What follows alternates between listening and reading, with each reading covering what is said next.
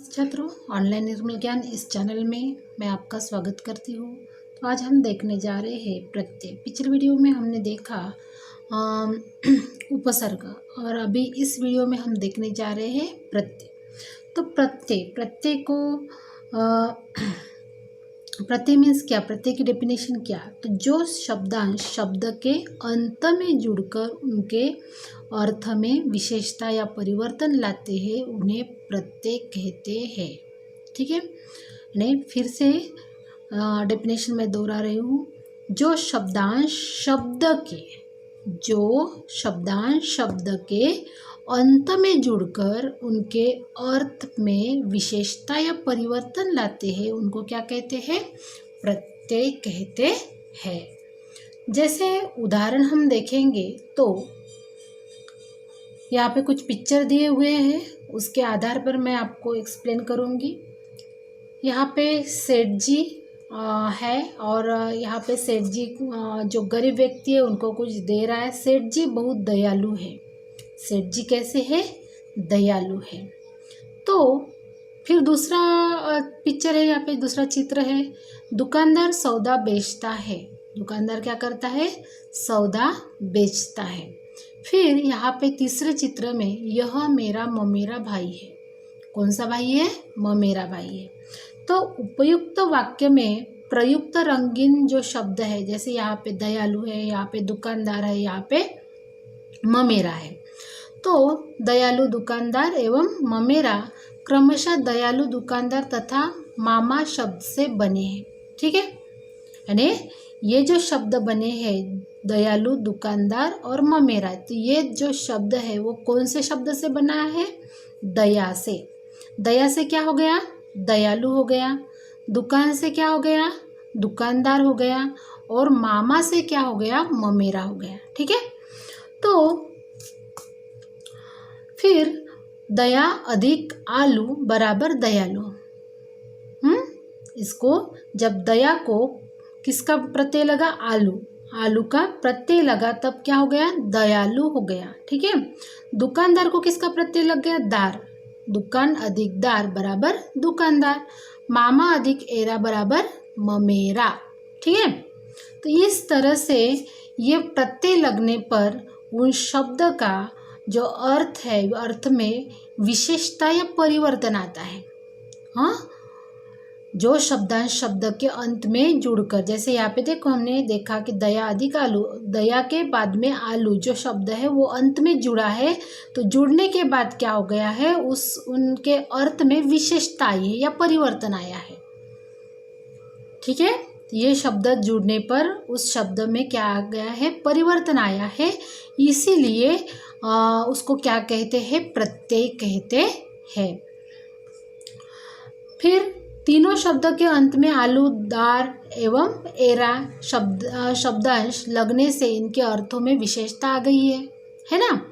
अंत हम कह सकते हैं कि जो शब्दांश शब्द के अंत में जुड़कर उनके अर्थ में विशेषता या परिवर्तन लाते हैं उनको क्या कहते हैं, प्रत्यय कहते हैं। ये आपको ध्यान में रखना है कि शब्दांश के अंत में जो भी शब्द आता है तो वो शब्द आने पर उनके अर्थ, जो शब्द है उनके अर्थ में विशेषता आती है या परिवर्तन आता है तो उन्हें क्या कहते हैं, प्रत्यय कहते हैं। ये बात आपको अपने माइंड में फिट करनी चाहिए। ठीक है, फिर तो हम प्रत्यय के अर्थ भेद देखेंगे। प्रत्यय के भेद कौन से हैं, प्रत्यय के दो भेद हैं। एक तो है कृत प्रत्यय और दूसरा कौन सा है, तद्धित प्रत्यय। ये आपको ध्यान में बिल्कुल रखना है, कृत प्रत्यय और तद्धित प्रत्यय। प्रत्यय के प्रकार कौन से हैं, ऐसा क्वेश्चन आएगा तो आपको बिल्कुल बताना है कि प्रत्यय के दो भेद है और वो दो भेद कौन से हैं, कृत प्रत्यय है और दूसरा है तद्धित प्रत्यय है।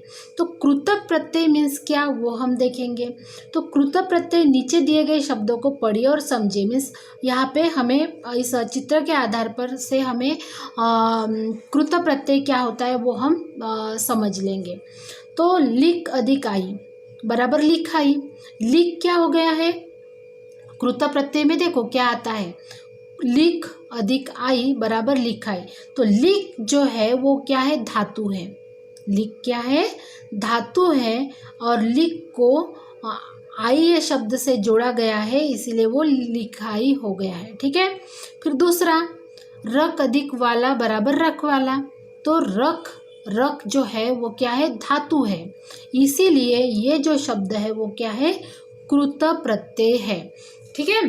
फिर यहाँ पे और से हम देखेंगे, जैसे लिख धातु है, उसके पश्चात आई प्रत्यय आया है ना, आई प्रत्यय आया है, आने पर नया शब्द तैयार हो गया है। लिख अधिक आई बराबर क्या, कौन सा शब्द तैयार हो गया, लिखाई शब्द तैयार हो गया, लिखाई शब्द बना है।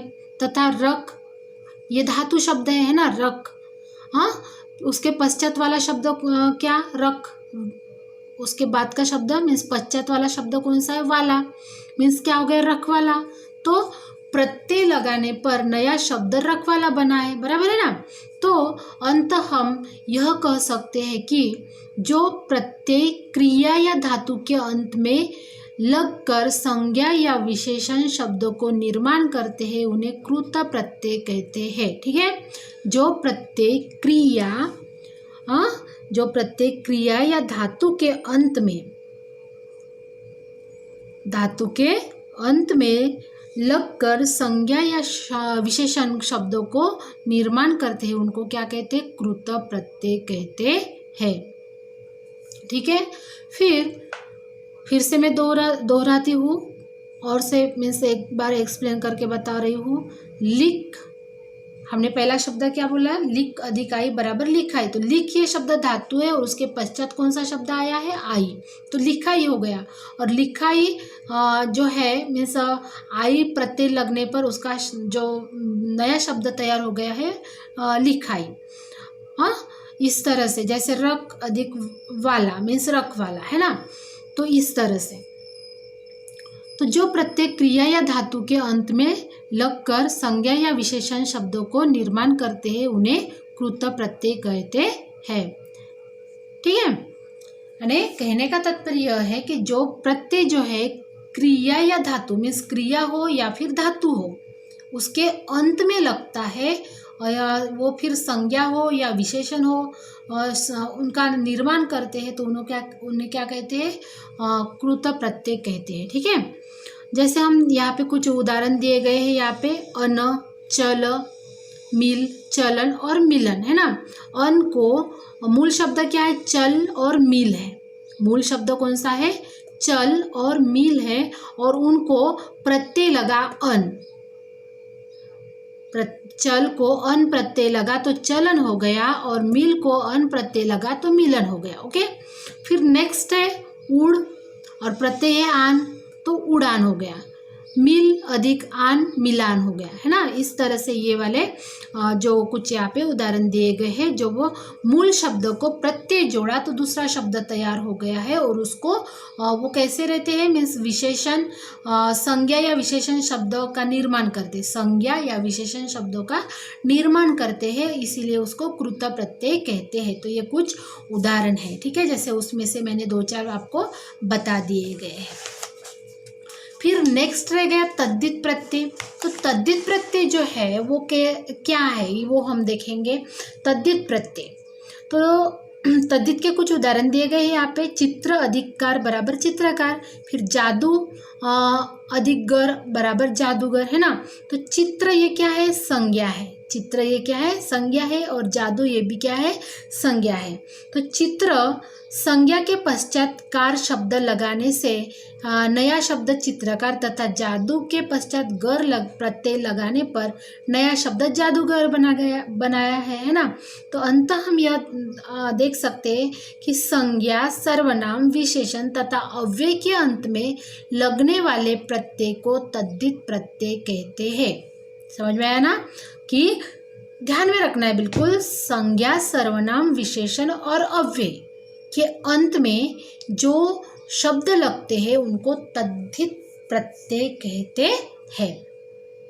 फिर से सुनो, संज्ञा, सर्वनाम, विशेषण तथा अव्यय के अंत में जो लगने वाले प्रत्यय होते हैं उनको क्या कहते हैं, तद्धित प्रत्यय कहते हैं। कुछ हम यहाँ पे उदाहरण भी देखेंगे, जैसे आई, ये प्रत्यय है महंगा, भला, बुरा। तो जैसे हम पहला उदाहरण देखेंगे, महंगा अधिक आई, महंगा को प्रत्यय कौन सा लगा, आई, तो क्या हो गया, महंगाई, और ये तद्धित प्रत्यय में है। ओके, फिर भला अधिक आई, तो क्या कौन सा शब्द तैयार हो गया, भलाई, है ना। और भलाई ये क्या है, विशेषण, तो भलाई हो गया। बुराई, बुराई ये भी विशेषण है, तो बुरा अधिक आई बराबर बुराई। तो इस तरह से संज्ञा, सर्वनाम, विशेषण तथा अव्यय के अंत में लगने वाले जो भी शब्द है, जो भी प्रत्यय है, जो प्रत्यय लगते हैं, उनको तद्धित प्रत्यय कहते हैं। तो इस तरह से मैंने आपको आज इस वीडियो में प्रत्यय पढ़ाया है। क्या पढ़ाया है, प्रत्यय पढ़ाया है। प्रत्यय मीन्स क्या है, प्रत्यय के भेद क्या है, और प्रत्यय के भेद जो कृत प्रत्यय और तद्धित प्रत्यय है, और कृत मीन्स क्या और तद्धित मीन्स क्या, ये मैंने आपको पढ़ाया है। अगर आपको मेरा वीडियो अच्छा लगा तो मेरे चैनल को सब्सक्राइब कीजिए, वीडियो को लाइक कीजिए, और अपने दोस्तों को फॉरवर्ड करना बिल्कुल नहीं भूलिए, क्योंकि ये फ़ायदा उन लोगों को भी होना चाहिए। धन्यवाद।